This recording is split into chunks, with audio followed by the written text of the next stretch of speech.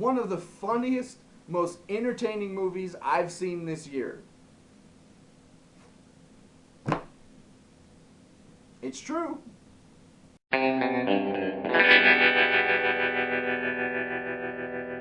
Austenland. Austenland stars Keri Russell, who plays a girl named Jane who's obsessed with Jane Austen novels. So much so that she is so engrossed in the fantasy and the charm of these Jane Austen novels that she completely ignores everything else around her. So when the opportunity comes up that she can go visit Austenland, this all-encompassing resort where you can actually live in a Jane Austen novel, she jumps at the chance. Like I said, this is one of the funniest movies, most entertaining movies I've seen all year. And I was just as surprised by saying that as you are by hearing it. This movie is just dripping with charm. Seriously. And you don't have to be a woman, one, and two, be a fan of Jane Austen movies to enjoy this film. Because it plays on that notion that your fantasies aren't always as great as you build them up to in your mind. That really you should focus more on your own life instead of trying to live somebody else's. And that's the main theme of this movie. And everybody has those things where they think, man, if only I could live in this time, or if only I could have done this. This movie shows you that, yeah, maybe you don't want that as much as you think you do. Because overall, you might be pretty disappointed.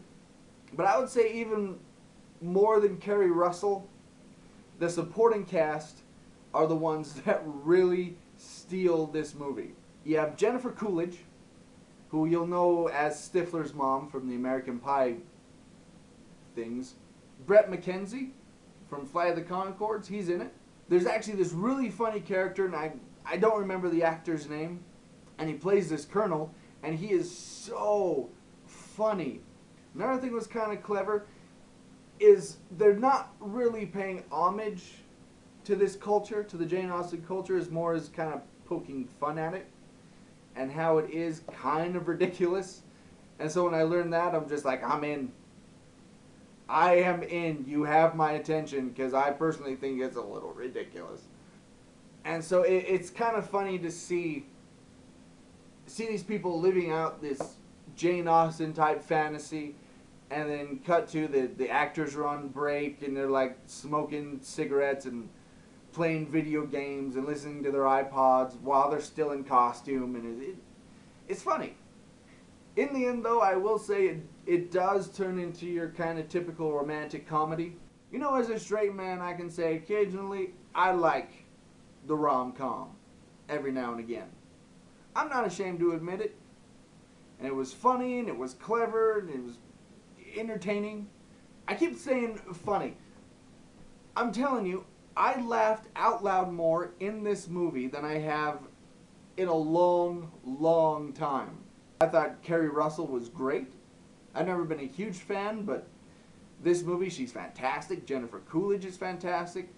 Bret McKenzie is great. Everybody plays their parts perfectly.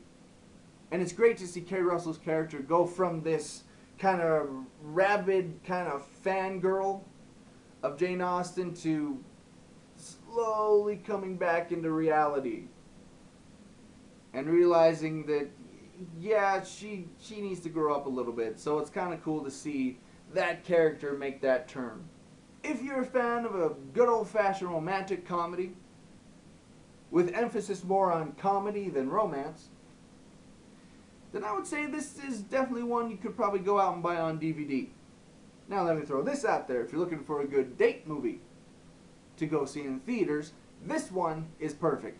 However, it is a limited release, so it may not be playing near you. So if you do have the chance, if it is playing in a theater near you, then definitely go check it out. As a matter of fact, if you do go watch this movie, or if you have seen it, comment below and tell me what you thought. I'm honestly curious to know what you thought of this movie, because I personally loved it. So there you go. There's my review of Austenland. Do you agree with me? Do you disagree with me? Comment below. Also, if you want to find me on Facebook, follow me on Twitter, or see more of my reviews, click the links below.